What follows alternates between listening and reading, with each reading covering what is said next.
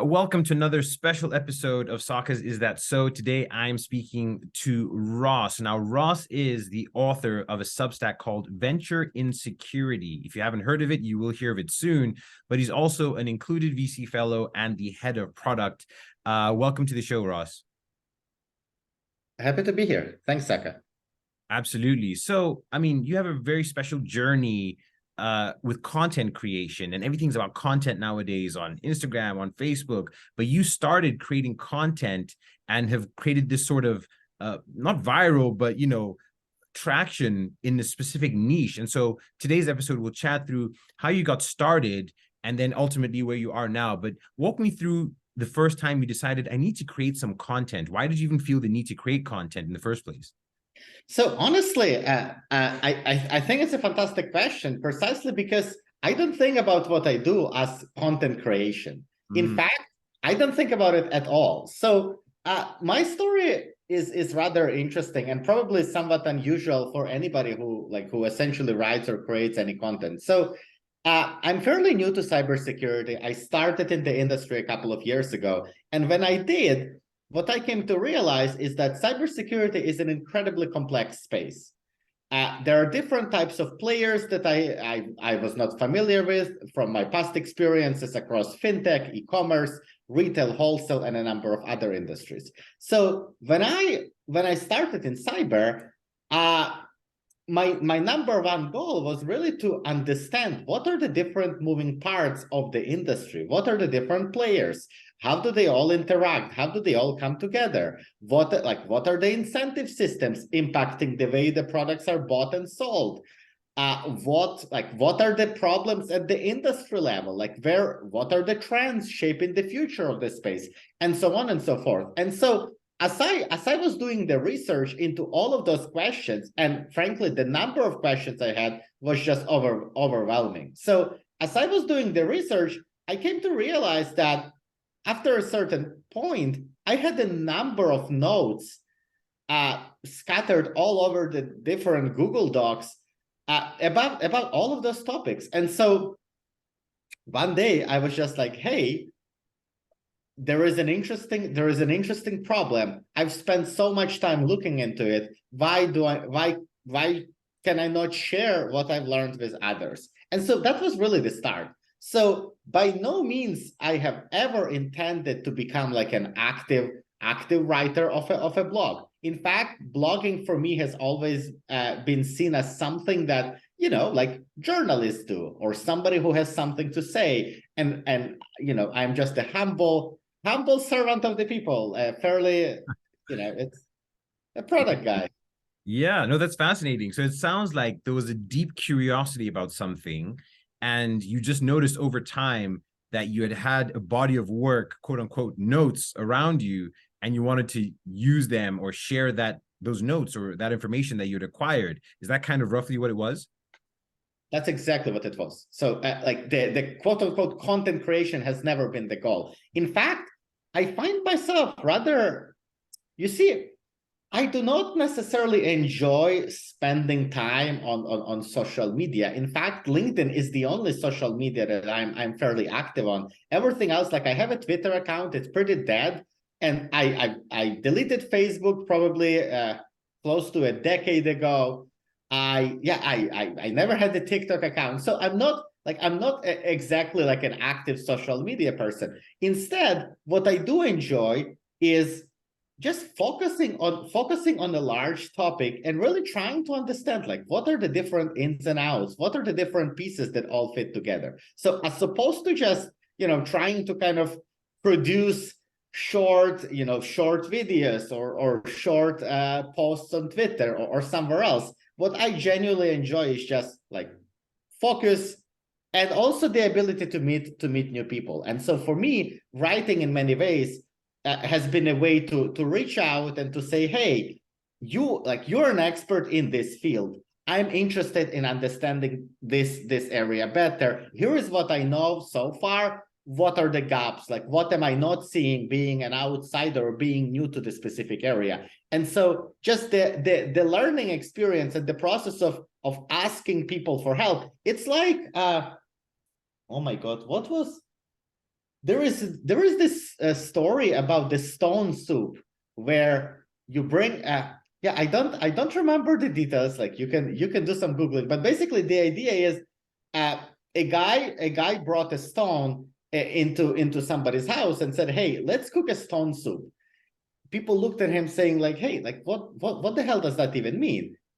So his response was like, okay, why don't you start by boiling the water? So they were like, okay, they started boiling the water. He threw the stone in, and his next question was like, hey, do you have some salt? Yeah, we have some salt. Do you have some, do you have some potatoes? Yes, we have some potatoes.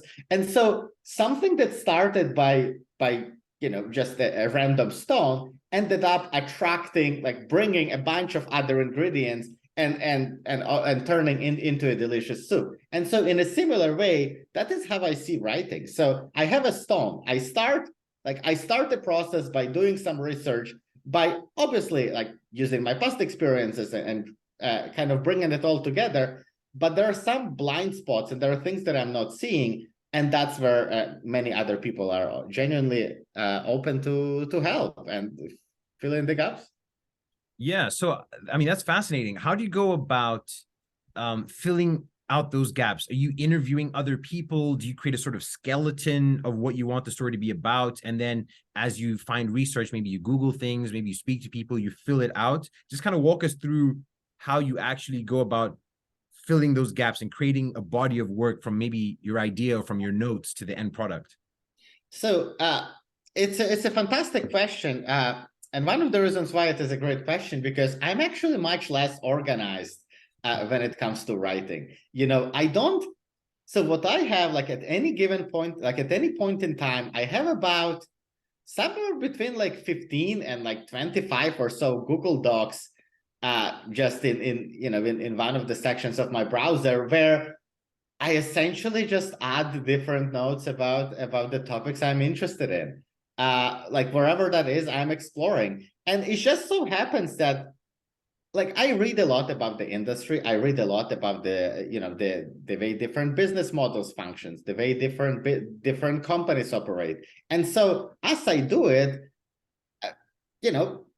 just sometimes like the light bulb lights up and I'm like, oh, okay, that's an interesting point.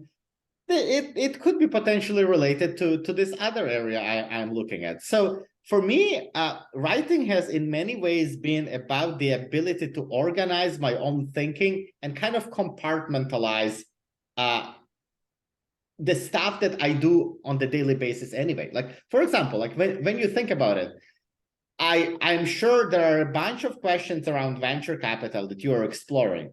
They might be interesting to you. They might be interesting to others. And so you read a lot about that topic anyway, like every single day. I'm confident you consume some articles, you look like you listen to some podcasts. And so between that content consumption and the ability to produce something on your own, there is really just like note taking, understanding, like kind of building your own understanding of the topic and then enriching it with all the other sources. I don't know. Yeah, I mean, that sounds fascinating. When I do content creation, it's usually because I'm inspired by or frustrated by a specific problem and I want the world to kind of know about it. And so I'll research that particular thing and kind of share my thoughts looking at the topic from different angles, and I just want to share that with the world. And inadvertently, sometimes you get a hit whereby it goes viral sort of on LinkedIn or whatever it is, and other times it's a dud. No one really cares. So walk me through how you kind of built your audience and what you've seen resonates with audiences as you've been posting frequently. Is it sort of catchy stuff that you try and put up there so that you get the clicks or you get engagement? Or did you just post the best content you liked and you didn't really worry about the engagement, or you didn't take note of what was getting traction and not getting traction when you posted it or you shared your content? Yeah, so I one thing that I definitely don't do is optimizing for engagement. So because I start I start writing by looking at the problems I am personally interested in. Sometimes there is an overlap with what other people would like to read about, and sometimes there isn't, and that's okay. my goal with a lot of what I do is to get a better understanding about making investment decisions in this space, to get a better understanding about go-to-market strategies that work, to get a better understanding about the topics that I am personally interested in. And so a lot of that research and a lot of that, a lot of the time I put in ends up in me publishing an article, and some of it doesn't. Not necessarily because there isn't a compelling story to tell, but also because I might realize, hey, this isn't that big of a problem, really. After all, this is fairly simple, and really there isn't a need for me to talk about it. The one thing that I have been doing in order for me to get to get just more people read what I talk about is trying to only focus, when I look at a broad number of problems, but when it comes to writing, I try to write about stuff that others don't. So what I don't do is, in every industry, in every industry vertical, there is generally some stuff that everybody just repeats, day after day. It's hey, there is a problem in VC space, and this is what we need to do about the problem. I tend to leave those topics away. It's just when everybody talks about the same problem all the time, there is little new I can bring into the space. So instead, I try looking at the problem that don't get as much attention and yet are still very, very interesting. So that's one thing. The other thing what I find resonates with people, well, not so much resonates with people, but consistency does pay off a lot. And so it is genuinely, I don't think it's hard to write good articles. I don't think it's hard to film great videos. I don't think it's hard to be active on social media. It genuinely isn't. If your goal is to do a one-off thing, I'm confident that almost anybody would have an idea that they can share their thoughts about. What is genuinely hard is to create an expectation that, hey, this is not a one-off thing that I did and I may never do again, but it is to create an expectation that this is a recurring thing for me, and then to actually deliver on that expectation. So consistency, in my mind, has been really the sole reason why I was able to, why the number of people who read the stuff I write has been growing. It's not that there is I have to say there has not been a single a specific article that just got a crazy traction. Some get more eyeballs than the others, but at the end of the day, it's the cumulative effect of you doing it consistently and people reading it week after week, sharing it with others. That's what really grows the audience. Yeah, that's probably one of the hardest things to do, to be consistent, because you got to make the time to do it. You got to be so passionate about it from one day to the next and continue that for a long time. Yeah, consistency is probably the part I struggle with the most. But do you have a schedule then? So you post at the same time every week, or are you kind of flexible with that? How do you manage that? Do you automate the posts? How do you do it? Yeah, so I don't have the schedule. What I try to post once a week. Sometimes it just so happens I don't have anything compelling to share, and then I don't. So I don't have a schedule that I'm trying to adhere. Instead, I kind of go the opposite. I take the opposite approach, which is when there is something I have ready to share, I will share it. Sometimes it happens that I will publish 2 articles a week. At other times, it is just one. So again, it's hard for me to say what would happen if I did have a consistent schedule or if I did take a different approach. But again, because I do this as a hobby. I do this as something I enjoy. I try not to turn it into a boring routine. So instead, if there is an interesting problem, if there is something that I have researched and I found, hey, this is a fascinating topic, I think somebody else would find it valuable, then I will share something with my readers. And if there isn't, I won't. So in the same way, no consistent schedule, so no specific day of the week.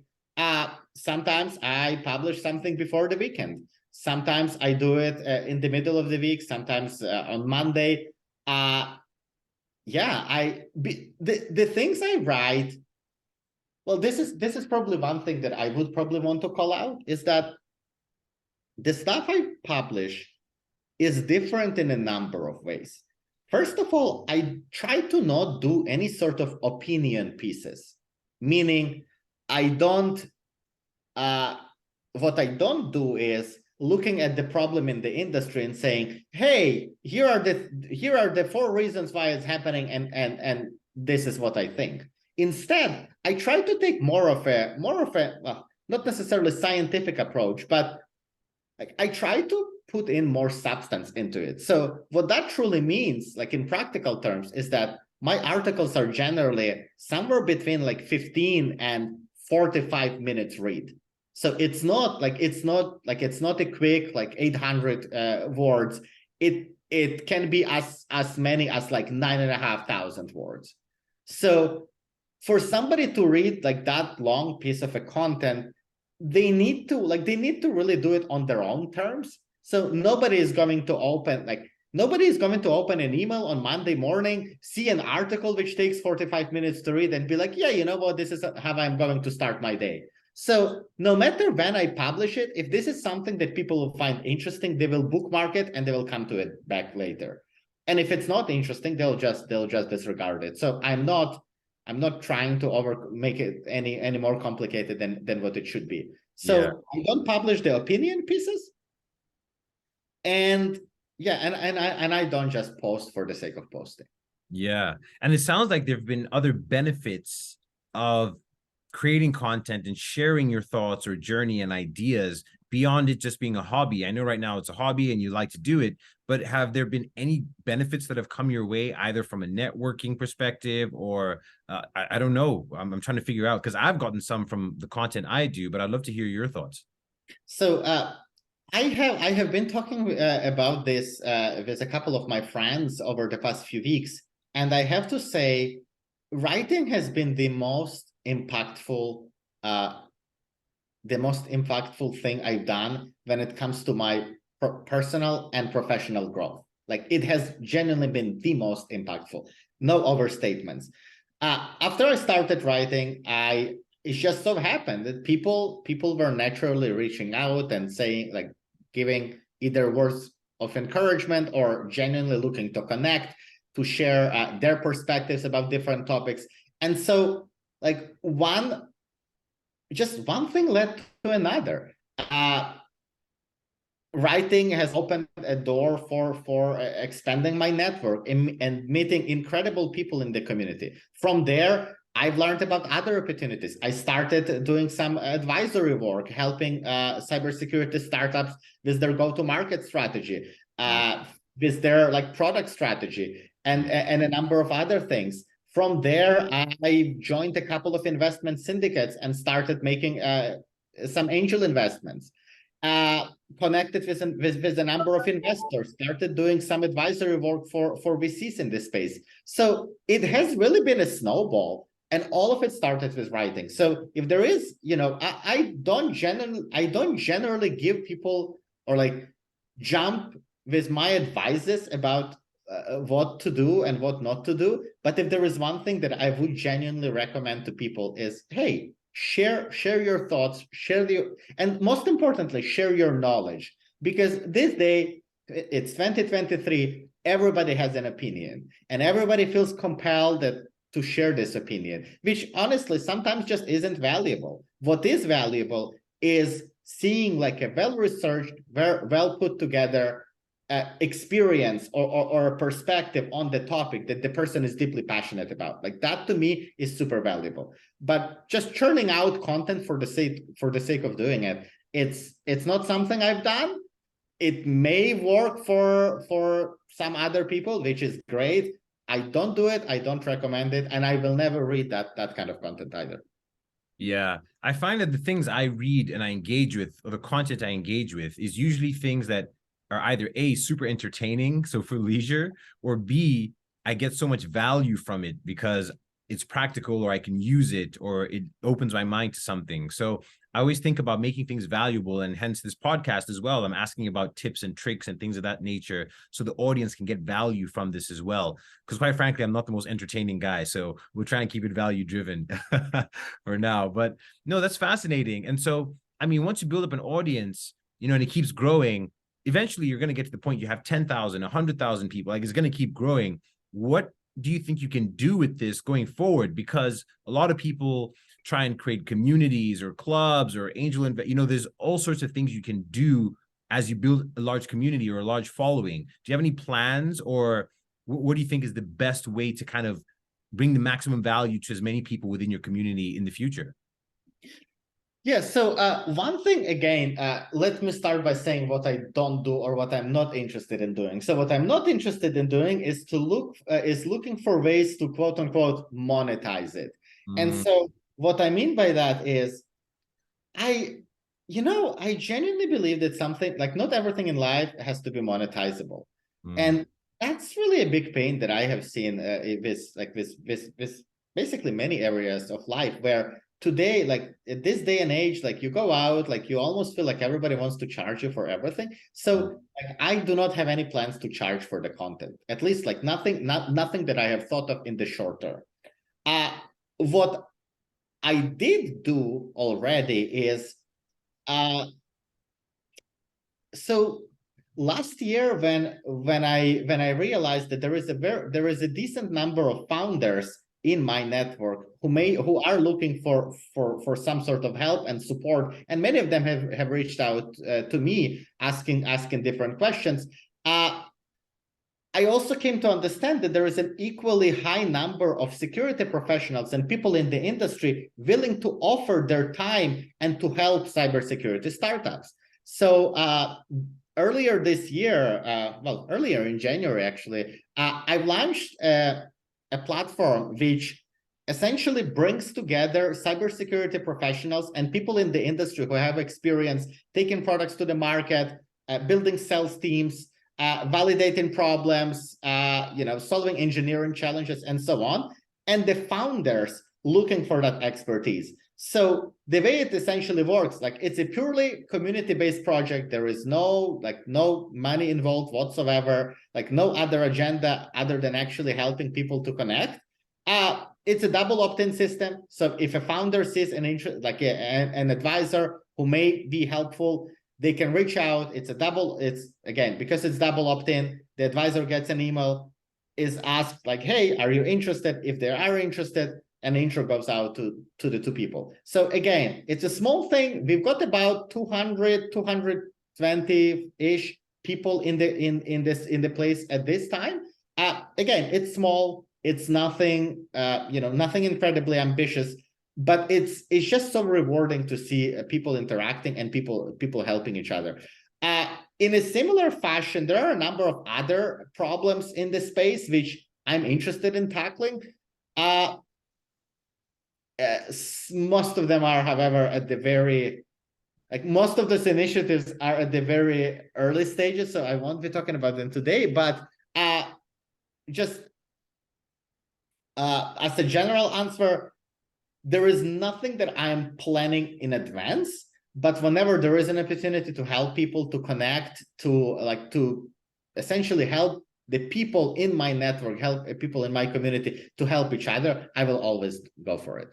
Yeah, I think that's the best way to do it, is deliver value as much as possible. And eventually that value will be exchanged between the members in your community and yourself. And it's so interesting. And one of the things I think you do that's quite interesting compared to other people is everything is video first nowadays. We're in the TikTok, Instagram generation, right? It's video, it's 5-second clips, it's instant information. So reading, especially in-depth articles, it's for a very specific audience. You know, it's not everyone that'll take the time to go to a page and read 9,000 words, right? Everyone wants 5 seconds, TLDR, too long, didn't read, what can I get? But you've managed to successfully grow your audience and find the people that are interested in your content delivered the way you deliver it. And so what I think about in my mind is there are different strokes for different folks. It doesn't mean you have to do video specifically or writing, but just know that you have a tribe out there as niche as something like cybersecurity, especially people that want to read in-depth articles. There is a group of people out there. It might be 500, it might be 5,000, it might be 50,000, but there is a tribe. And what I find the best content creators do is they don't try to piece to the whole universe. They find their tribe and they stick with them and they keep growing. And those ultimately end up being the ones that succeed. But no, it's fascinating having you on, Ross. Thanks so much. Unfortunately, we've got to cut this short, but I'm sure we'll have you back another point in the future. If people want to reach out to you or they want to read some of your writings, where can they find it?